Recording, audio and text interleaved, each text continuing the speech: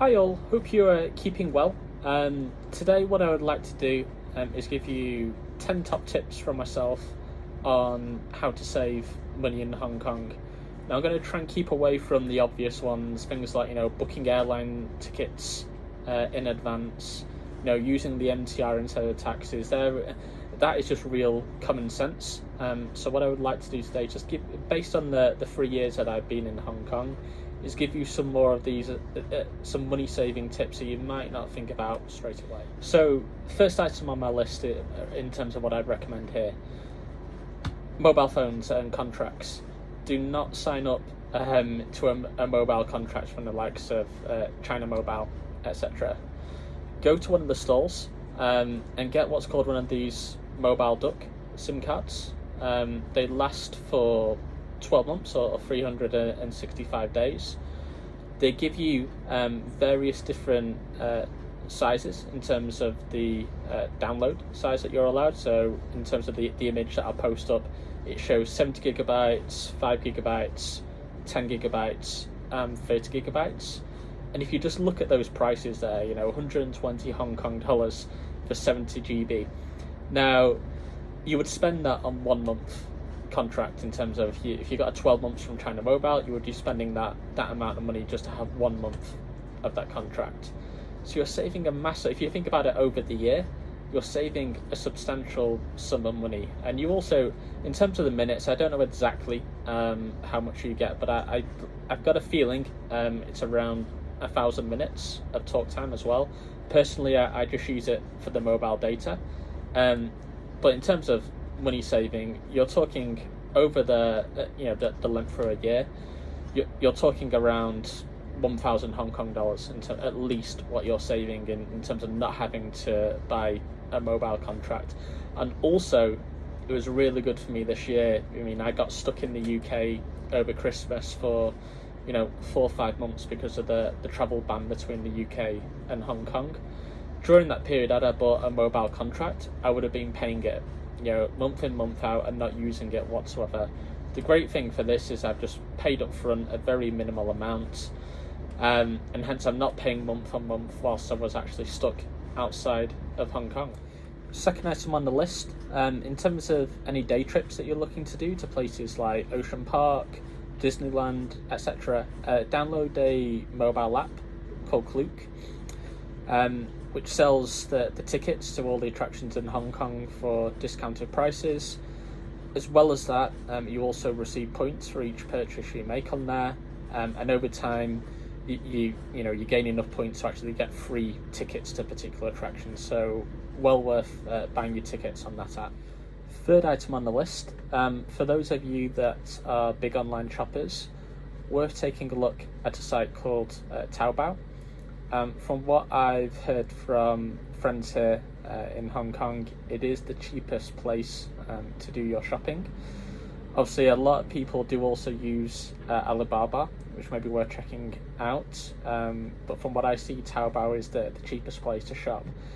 Downside being, it is in Mandarin in terms of the site, and I've not seen any option to switch that to English. So you will need help from someone in terms of friends or your partner if you are not able to read Mandarin. But well worth taking a look at. I did actually order some shorts on there for a very cheap price. Got it delivered to one of the lockers, so I just went there, had a code, unlocked the locker, and then brought it back. So once you've got it set up, easy enough to use, but it is a bit of a pain to set up, just as an FYI. Fourth item on the list is a very simple one. Getting yourself a Brita water filter and drinking tap water. There's nothing that is stopping you doing that. I see people buying bottled water day in, day out. Not only is it really bad for the environment, but if you're buying it day in, day out, you're paying more money, quite substantial money over time, right? When you could just get it for literally nothing by drinking tap water. So very quick, very easy way to save money. Fifth item on the list, for those of you that regularly go to the gym, take a look at the government run gyms. I know there's a number of private ones in Hong Kong, but they charge substantially more than the government ones. So I think if you're doing individual visits, they charge around 15 Hong Kong dollars each time. And also a number of them offer monthly passes. So they offer a wide range of facilities. Some of them just, your general treadmills, weights, etc. But also some of those government-run gyms also offer swimming pools as well. So well worth taking a look at. And from what I've seen, the prices vary substantially in terms of government ones are much cheaper to go to than all these private operated gyms. 6th item on the list. Take a look at the relevant money saving apps / rewards apps that you can download in Hong Kong. I'll just read a few out, and I'll also put an image on so you can see them. You've got things like Rewards, Money Back. You've got the Fans app, JFun, and also the MTR mobile app. Now, I'll look to do another video at some point that goes into detail on what all these apps relate to. But just in the meantime, I want to just give you awareness of some of the apps in terms of money saving apps, point rewards apps that I use. Really worth taking a look into those. 7th item on the list is selecting the relevant banks to transfer your money. So if you're looking to do international transfers like I do each month, so I send money back to the UK, then I'd recommend looking at a Hang Seng bank account. They charge 65 Hong Kong dollars in order to do a international transfer. I mean, I was using my Citibank account to do international transfers, and it was costing me 200 Hong Kong dollars each month. So you're saving substantial money, like 135 Hong Kong dollars a month, by transferring your money internationally using Hang Seng bank account. But on the opposite side of things, if you're looking to do local transfers in Hong Kong, for example, in my case it's paying my landlady every month, then I recommend also having a Citi bank account, because they don't charge anything for doing local transfers in Hong Kong.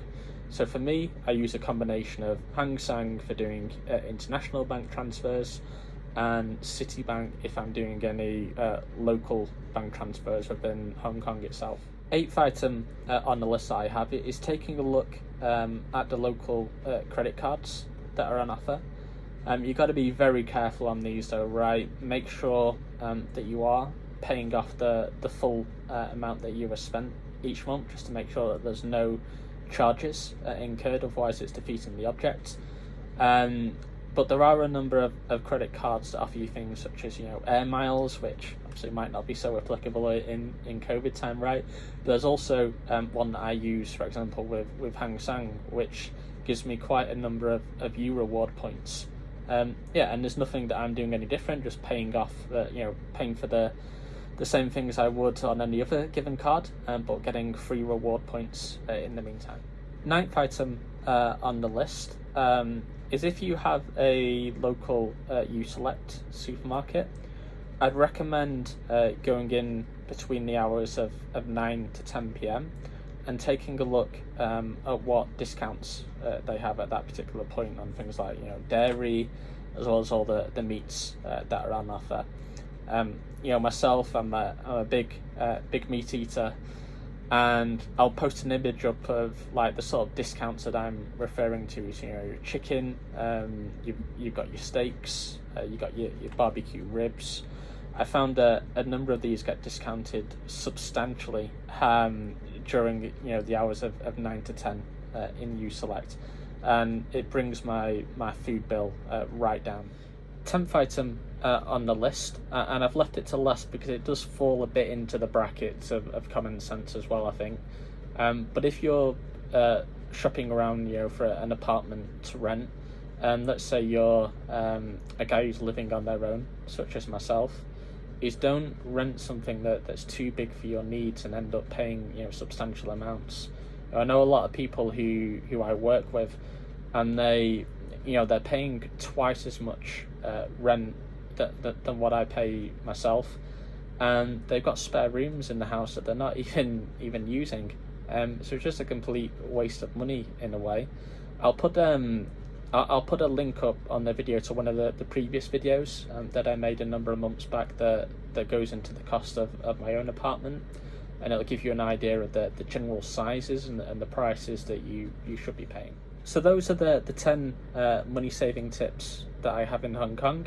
Hopefully you found the video informative, and if you did, I'd really appreciate if you could take some time out to like the video and subscribe to the channel. Hopefully see you soon.